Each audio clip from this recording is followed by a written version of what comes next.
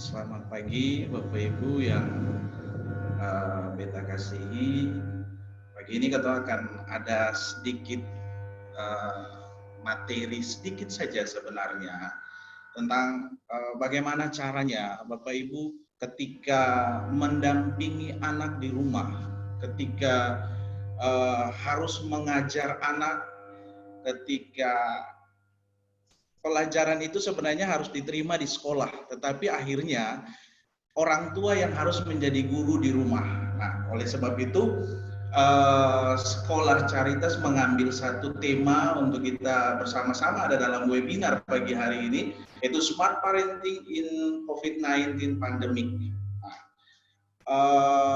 Bapak Ibu, sedikit Beta tampilkan sedikit saja fenomena tentang COVID-19 terhitung sejak kemarin data terakhir tanggal 14 Juli kemarin tercatat sebanyak 12.964.809 kasus yang terkonfirmasi, dan ini adalah data dari WHO. Sedangkan ada sebanyak 570.288 jiwa yang meninggal. Nah, ini data yang saya ambil data terakhir tanggal 14 Juli kemarin.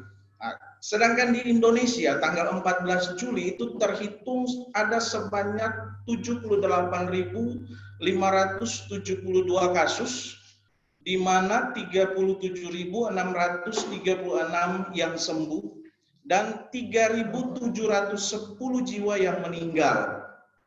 Nah, kemudian saya coba mencari data terbaru tentang kasus fenomena COVID di kalangan anak-anak. Saya temukan, memang saya cari belum terlalu sempurna, mungkin Bapak Ibu sudah mendapatkan data yang lebih terupdate lagi. Saya mendapat data terakhir itu tanggal 22 Mei 2020 untuk anak-anak di Indonesia ada sebanyak 19.648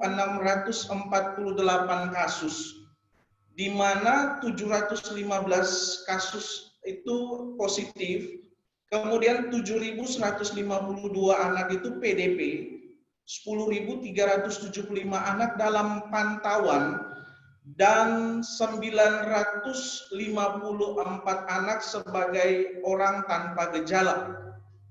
Bahkan terakhir tercatat dari informasi yang saya terima, saya search kemarin, itu ada 452 anak yang meninggal di Indonesia karena COVID-19.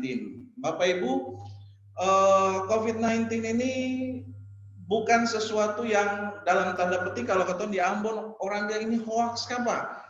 Sebenarnya bukan hoax, ini benar-benar ada dan benar-benar terjadi.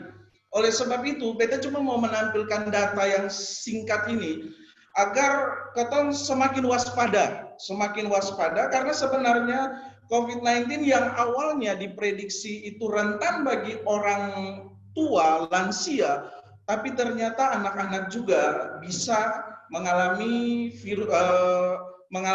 penyakit ini, virus COVID-19 ini. Nah, kita lihat bahwa semenjak hadirnya COVID-19 di Indonesia terhitung semenjak Februari dan masuk ke Ambon itu terkonfirmasi kurang lebih Maret, dia membawa dampak yang cukup besar. Ada berbagai macam dampak sosial, dampak ekonomi, kemudian dari sisi keagamaan, kita yang beribadah, yang tadinya kita beribadah di tempat ibadah, semua ibadah itu dialihkan ke rumah. Begitu banyak dampak yang diakibatkan oleh COVID-19 ini. Nah, bagi orang tua yang bekerja, akhirnya di kantor, yang awalnya kerja di kantor, akhirnya harus bekerja dari rumah, work from home. Dan bagi anak, harus menerima pelajaran secara daring, harus menerima pembelajaran oleh guru menggunakan berbagai media teknologi yang sudah ada, akhirnya harus school from home. Nah, Bapak Ibu, disinilah yang mau kita lihat, berbicara tentang school from home, pertanyaan yang paling mendasar adalah apakah semua orang tua mampu memainkan peran sebagai guru. Coba Bapak Ibu simak, berhenti sejenak, memikirkan selama beberapa bulan ini, mulai dari Maret sampai hari ini Juli, apakah Bapak Ibu telah memainkan peran yang benar sebagai seorang guru di rumah? Karena sebenarnya mengajar itu adalah sebuah seni. Mengajar itu sebuah seni yang tidak dapat dilakukan oleh sembarang orang. Tapi dalam konteks kita pada saat ini di Indonesia, di Maluku, di Ambon, COVID-19 mengharuskan orang tua menjadi guru. Orang tua menjadi guru.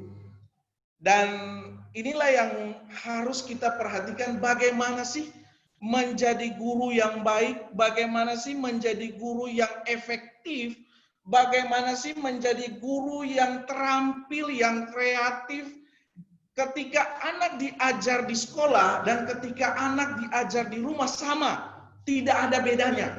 Nah, kita harus perhatikan bahwa ketika menjadi guru, ada rules-nya, ada aturannya, ada patokan-patokan yang harus diperhatikan oleh setiap orang yang hendaknya ingin menjadi guru. Dalam hal ini Bapak Ibu di rumah. Bapak Ibu mau jadi guru di rumah, Bapak Ibu mau mengajar anak-anak, Bapak Ibu harus perhatikan dengan benar aturan-aturan, ada rules yang berlaku, yang harus dipatuhi, yang harus diikuti oleh orang tua ketika mengambil peran sebagai seorang guru di rumah. Nah, berbicara tentang menjadi guru di rumah, bagaimana mengajar anak di rumah, school from home, dari sisi pendidikan, dia memandang berbeda dengan dari sisi psikologi. Seorang guru memandang dunia pendidikan itu berbeda.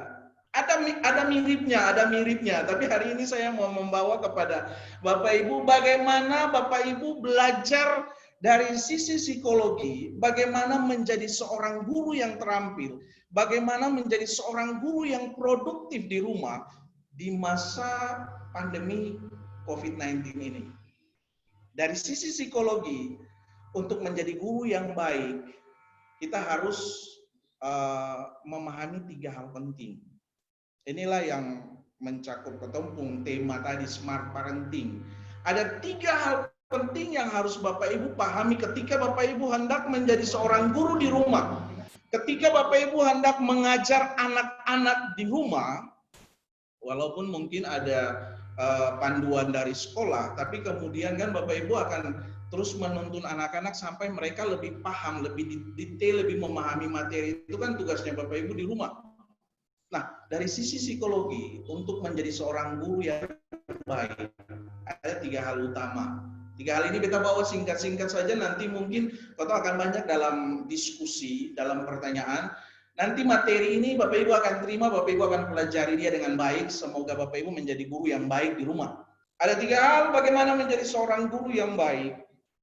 Bagaimana orang tua menjadi guru yang baik. Yang pertama, Bapak Ibu harus pahami perkembangan anak. Agar pendidikan dari rumah itu berjalan dengan baik, agar pendidikan dari rumah berjalan dengan optimal, Bapak Ibu harus pahami perkembangan anak. Itu yang pertama, poin pertama. Poin yang kedua, setelah Bapak Ibu memahami perkembangan anak, Bapak Ibu harus tahu, Bapak Ibu pun anak ini tipe pribadinya tipe apa? Tipe kepribadiannya tipe apa? Bapak Ibu harus memahami tipe kepribadian anak, sehingga Bapak Ibu tidak serta-merta mengajar saja, karena tidak semua anak memiliki kesamaan dari sisi karakter. Ya, itu poin kedua, poin penting kedua. Bapak Ibu harus memahami tipe kepribadian anak. Dan poin yang ketiga, Bapak Ibu harus memahami pola pengasuhan di rumah. Itu 3 poin penting yang kita akan bahas dalam waktu yang sangat singkat. Beta harap waktu singkat ini dapat beta gunakan dengan baik, kemudian kita akan diskusi lebih lanjut. Dan Kalaupun ada pertanyaan-pertanyaan lebih lanjut, beta sangat terbuka. Bapak Ibu bisa meminta beta pun nomor ke pihak panelis, Bapak Ibu guru, ibu-ibu guru di sekolah, bisa hubungi beta secara pribadi, mungkin melakukan pendampingan lebih lanjut. Kita lihat poin pertama, memahami perkembangan anak. Beta ambil teori singkat saja, mari beta ajar, kita belajar sedikit Bapak Ibu. Berbicara tentang perkembangan, manusia itu memiliki periode atau fase atau tahap-tahap perkembangan yang harus dipahami ketika kita berhadapan dengan seseorang. Orang ini ada di tahap perkembangan yang mana? Orang ini ada di tahap perkembangan yang usia berapa? Nah, kita lihat paling tidak ada 10 tahap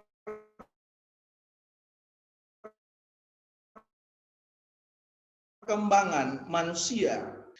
Elizabeth Harlock ini seorang psikolog perkembangan, dia tokoh psikologi perkembangan. Dia mengemukakan ada 10 tahapan perkembangan manusia. Yang pertama yaitu tahapan pranatal atau dalam kandungan, itu berlangsung 0 sampai 9 bulan. Kita bahas singkat-singkat saja di sini. Kemudian masa bayi itu berawal dari 0 sampai kurang lebih 2 minggu. Dia mengatakan bahwa masa bayi itu berawal dari 0 sampai 2 minggu. Kemudian masa kanak-kanak awal itu dia berawal dari 2 minggu sampai anak berusia 2 tahun. Kemudian masa pertengahan, anak-anak pertengahan itu berawal dari 2 tahun sampai usia 6 tahun.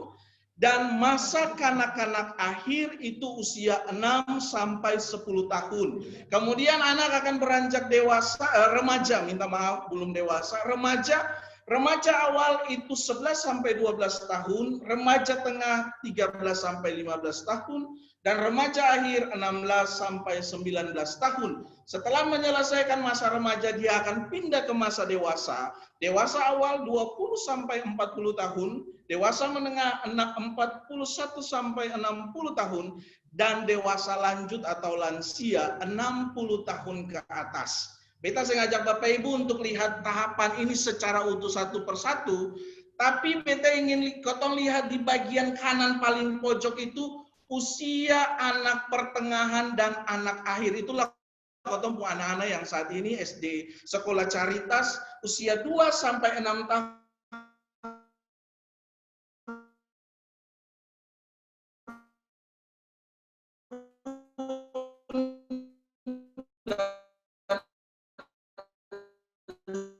Usia 6 sampai 10 tahun. Perkembangan anak di usia 2, sekarang SD apa Pak? 7 sampai 8 ya. 7 sampai 8 berarti di Caritas ini usia perkembangannya berada di anak tengah. Dari usia 2 sampai 6 tahun dan itu tengah, kemudian masa kanak-kanak akhir usia 6 sampai 10 tahun. Nah, Bapak Ibu, di masing-masing fase perkembangan manusia ada karakteristik tertentu yang ditunjukkan atau yang dimunculkan oleh setiap individu.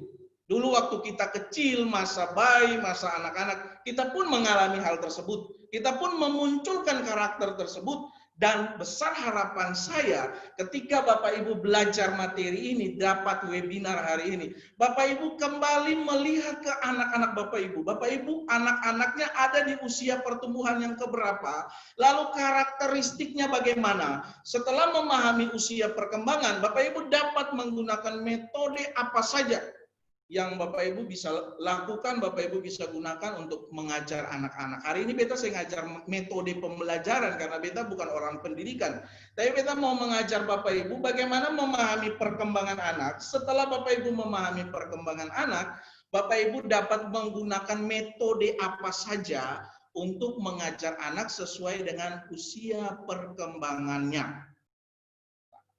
Sambil kita lihat slide, beta sampaikan materi. Mungkin kalau ada pertanyaan, Bapak Ibu bisa langsung chat saja. Bapak Ibu bisa langsung chat sehingga selesai materi, kita bisa langsung diskusi. Ketika kita bisa bacakan pertanyaan, lalu kita langsung diskusi.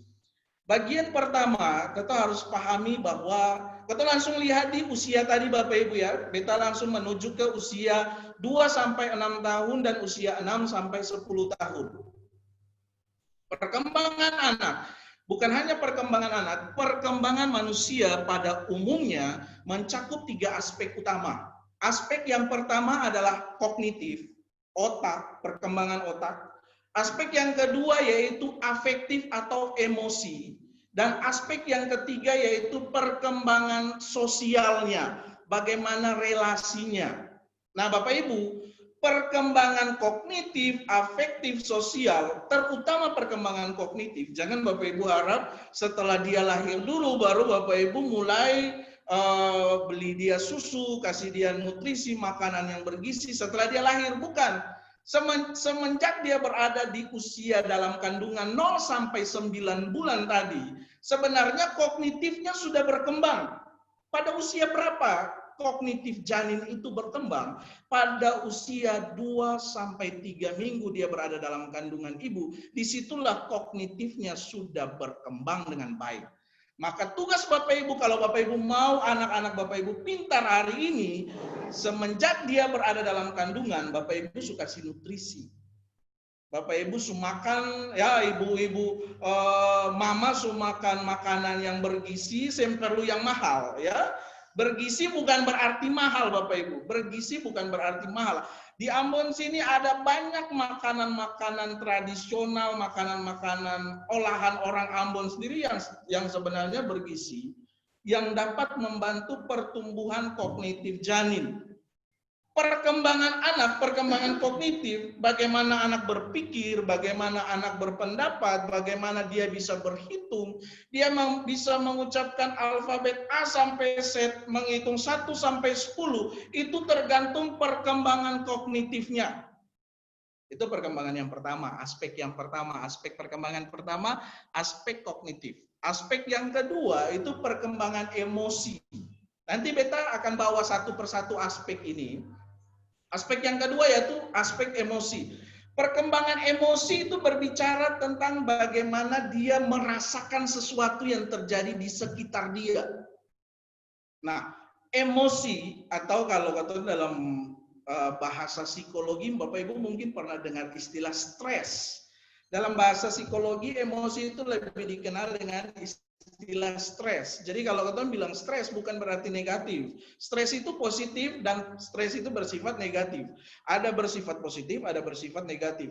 Stres yang bersifat positif itu namanya eustress, dan stres yang bersifat negatif itu namanya distress. Jadi kalau Bapak Ibu nanti besok-besok di jalan dengar orang beta stres, Bapak Ibu harus tanya dulu, stresnya stres apa? Stres positif atau stresnya stres negatif? Apalagi dalam keadaan pandemi COVID-19, banyak orang stres. Tapi kemudian harus dicek, dia stres apa? Stres positif atau stres negatif? Nah, stres positif, stres negatif misalnya sering marah-marah, menangis terus. Ini Bapak Ibu perhatikan ke anak-anak ya. Ini fokusnya kita bahas hari ini ke anak. Sering marah-marah, di dalam dirinya itu ada iri hati, benci, kecewa, ya. Kalau stres positif itu anak bisa bersyukur tiap hari, anak merasakan kebahagiaan, dia sukacita, gembira. Satu hal yang harus Bapak Ibu perhatikan ketika perkembangan emosi anak ini, dia mulai tumbuh dari usia 2 sampai seterusnya. Apalagi anak usia 2, 3, 4, sampai 5 tahun. Itu anak yang emosinya itu baru mulai dibangun. Baru mau mulai dibangun. Sehingga Bapak Ibu harus hati-hati. Jangan sampai banyak perilaku Bapak Ibu yang kemudian memunculkan emosi negatif anak. Ya, orang Ambon sekarang begitu Bapak Ibu. Tiap hari minta maaf, beta harus bilang, tiap hari kebun binatang di dalam rumah. Ya, kebun binatang itu Bapak Ibu bisa jelaskan sendiri. Apa padahal kau yang pelihara binatang, mungkin ada anjing di rumah, tapi terkadang kau panggil kau anak itu dengan istilah-istilah yang menyerupai nama hewan. Misalnya minta maaf dalam tanda petik kau sering dasar babi. Ya, minta maaf ya Bapak Ibu, itu kan kau memperilaku orang Ambon. Sering seperti itu. Bapak Ibu yang tahu ketika Bapak Ibu mengucapkan kalimat-kalimat seperti itu akan membangun emosi negatif dalam diri anak. Dia akan memberikan label kepada dirinya, oh iya, saya seperti yang tadi ucapan yang Bapak Ibu berikan kepada dia. Ya, kemudian ketika dia tidak bisa mengerjakan dengan baik di rumah, Bapak Ibu langsung pukul tangannya, lalu Bapak Ibu bilang dasar bodoh. Dasar, orang Ambon punya istilah, dasar nau-nau, buta huruf. Sebenarnya istilah-istilah itu akan secara perlahan-lahan, pelan-pelan tapi pasti, ini beta pun kalimat pelan-pelan tapi pasti, akan memunculkan atau akan menimbulkan emosi negatif dalam diri anak, bahwa oh iya, memang benar saya bodoh. Oh iya, memang benar saya buta huruf. Oh iya, memang benar beta ini nau-nau, beta sih bisa bikin apa-apa. Sehingga ketika dia di sekolah, dia ingat terus, oh barang mama di rumah bilang beta nau-nau. Jadi kalau ibu guru suruh beta bikin apa di sekolah, ya sudah beta saya bisa bikin apa, karena memang beta nau-nau. Bapak Ibu saya percaya itu terekam di kognitifnya. Dan kognitif anak usia 2-6 tahun itu yang Cotton sebut dengan golden age, masa perkembangan itu. Jadi dia dapat apa saja, pak langsung dia simpan. Dan itu memori yang paling kuat. Memori masa kecil itu memori yang paling kuat. Ya Bapak Ibu ya, itu perkembangan emosi. Jadi hati-hati Bapak Ibu, jangan sampai Bapak Ibu menyentuh perasaan Bapak anak-anak Bapak Ibu dari sisi negatifnya. Bolehlah dong nakal ketong marah, siapa bilang saya marah. Kalau dong nakal bolehlah ketong pukul, siapa bilang saya pukul. Alkitab bilang di ujung rotan ada didikan, ya. Boleh, tapi setelah pukul harus ada rangkulan. Setelah memukul harus ada pembicaraan lebih lanjut Bapak Ibu. Ya, kalau Bapak Ibu pukul saja lalu berhenti di situ, maka otomatis efeknya kepada emosi negatif. Emosi negatif anak itu akan muncul dan dalam dirinya itu tiap hari yang dia rasakan hanyalah, oh iya, saya hanyalah seorang yang dibenci oleh orang tua. Saya adalah anak yang dimarahi terus oleh orang tua. Sehingga jarang sekali emosi positifnya muncul. Yang muncul tiap hari adalah emosi negatifnya saja. Itu perkembangan dari sisi emosi.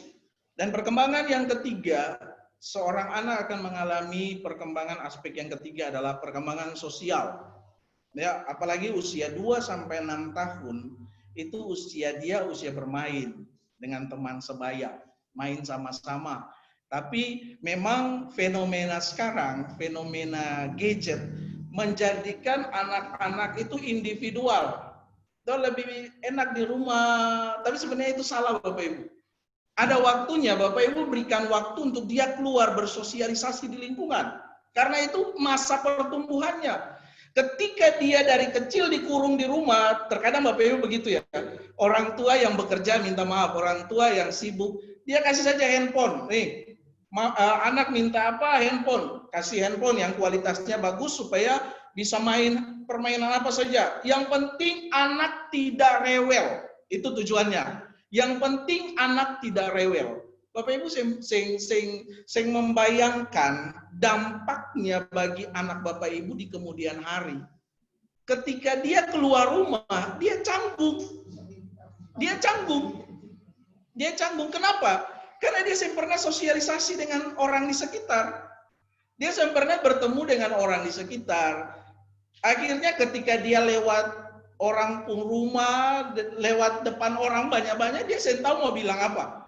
Harusnya dia bilang permisi, harusnya ada gerakan tubuh yang menunjukkan bahwa dia mau lewat. Tapi karena saya pernah bersosialisasi, akhirnya seperti itu Bapak Ibu. Dan di usia 2-6 tahun, jiwa sosialnya itu muncul, ada kerjasama.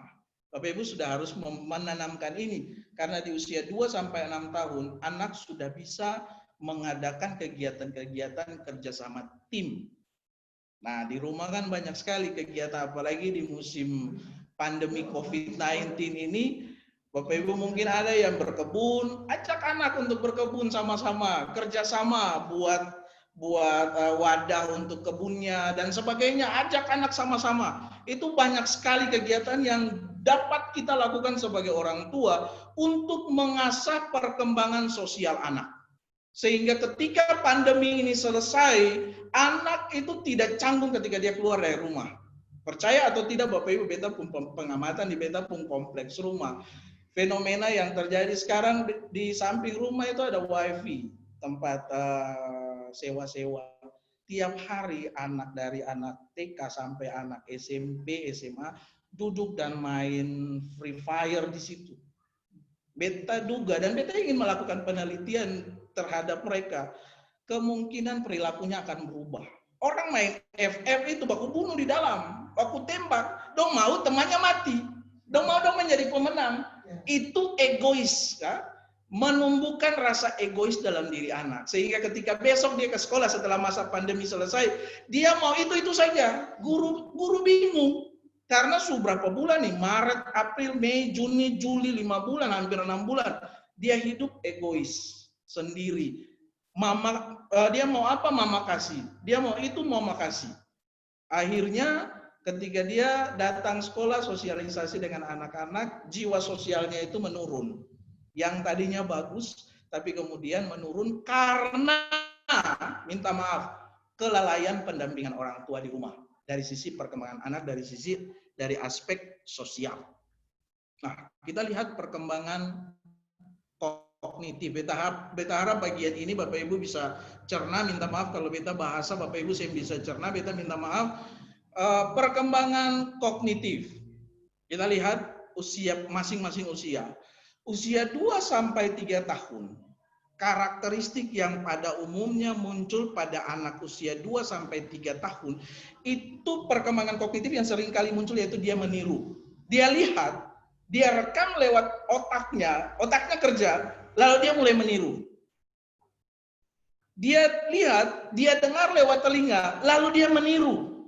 Hati-hati Bapak Ibu, anak-anak usia 2 sampai 3 tahun cepat sekali meniru. Meniru kalimat, meniru perilaku, meniru apa saja. Jadi jangan sampai nanti Bapak Ibu anak-anak datang sekolah, mem di sini dong bingung, kenapa so ada kata-kata baru di sini?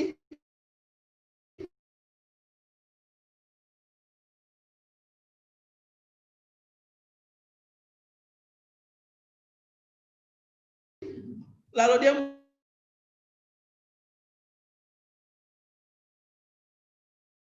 mulai bilang sih, beta mama, beta, karena anak usia 2 sampai kan proses modelingnya sangat cepat, kan meniru perilaku tertentu cepat. Jadi Bapak Ibu harus hati-hati di sini, ya.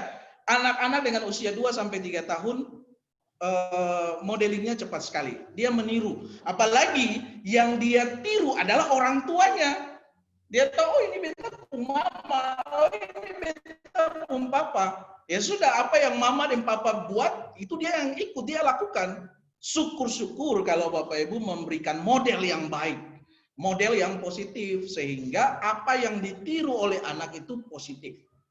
Anak usia 2 sampai 3 tahun, kosakatanya itu mulai berkembang. Jadi hati-hati Bapak Ibu, dalam mengajarkan anak-anak, pandai-pandai memilih kosakata. Karena ketika dia dengar satu kata, dia akan rekam kata itu seumur hidupnya. Dia akan rekam kata itu. Karena dia akan di usia 2 sampai 3 tahun, dia mulai belajar menerima kosakata baru dan dia terima dari lingkungan. Dia belum bisa baca, dia belum bisa tulis, belum bisa. Dia terima kosakata baru itu dari lingkungan. Jadi hati-hati Bapak Ibu, anak usia 2 sampai 3 tahun itu kognitifnya mulai lancar, mulai terbentuk bagus, kosakatanya mulai berkembang dengan pesat.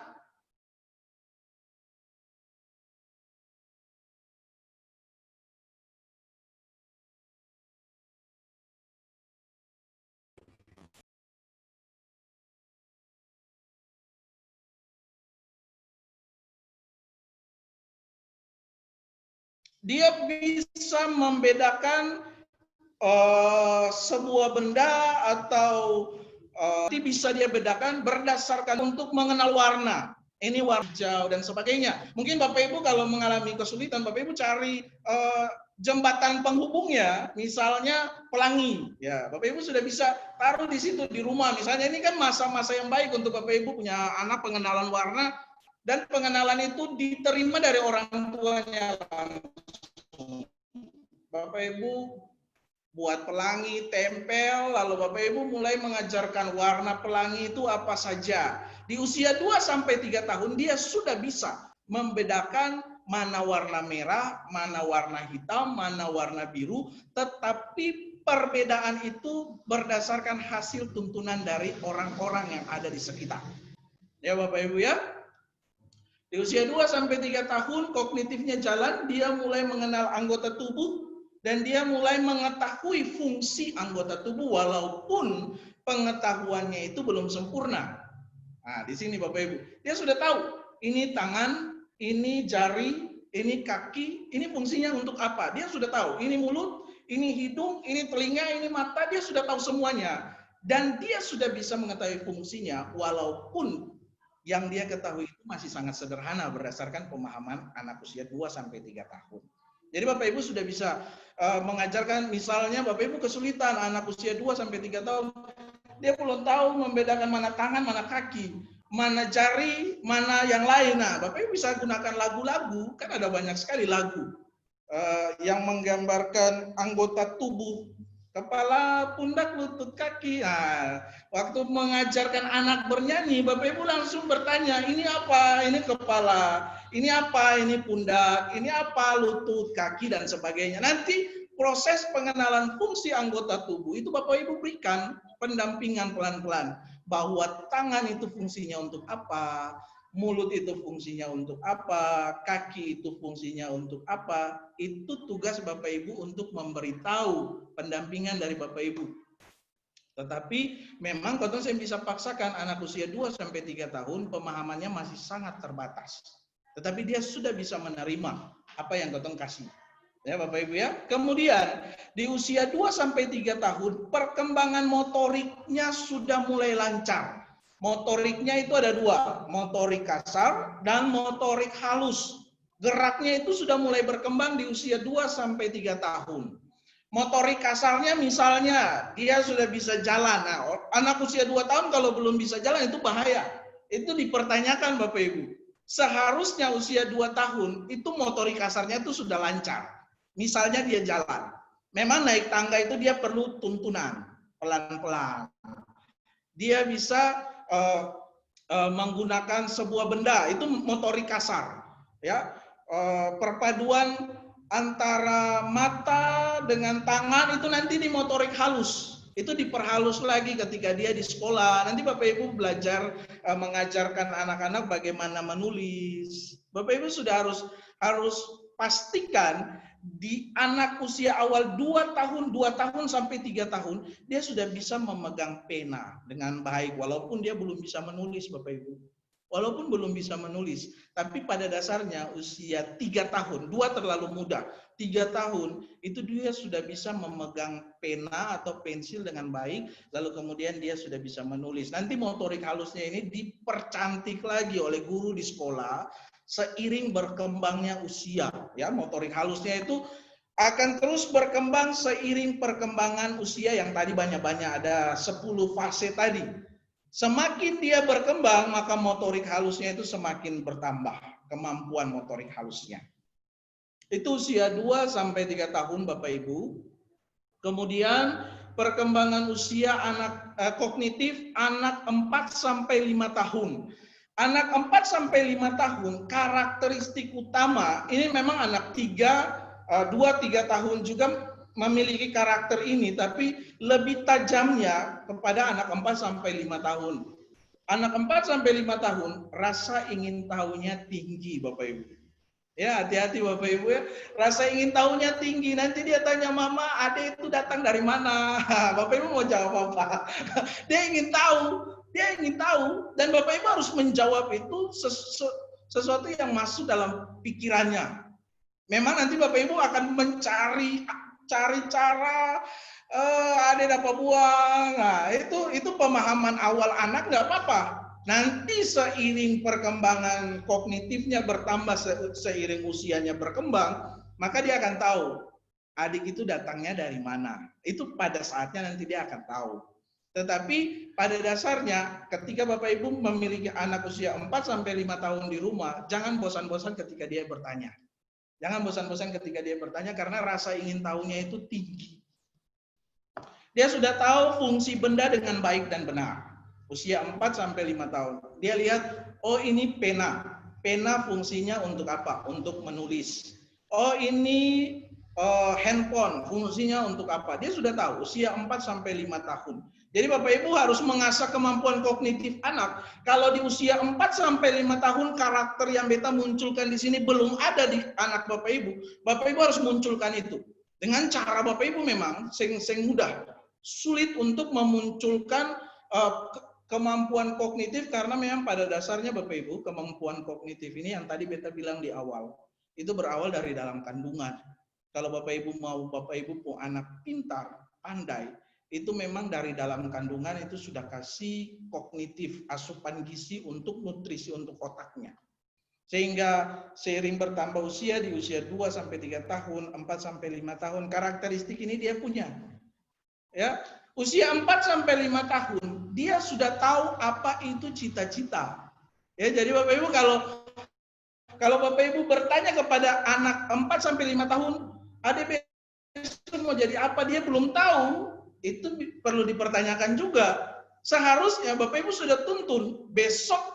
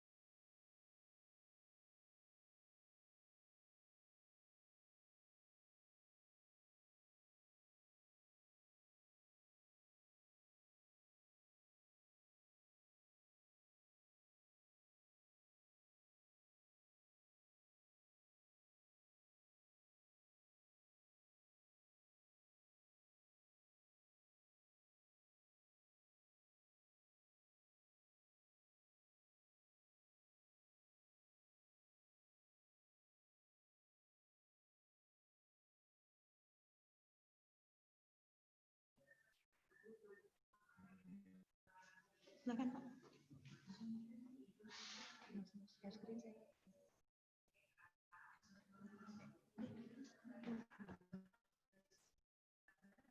Siapa yang ini ya tadi? Iya. Saya usah kasih besar lagi pada pin screen. Mau kasih besar? Kasih besar saja.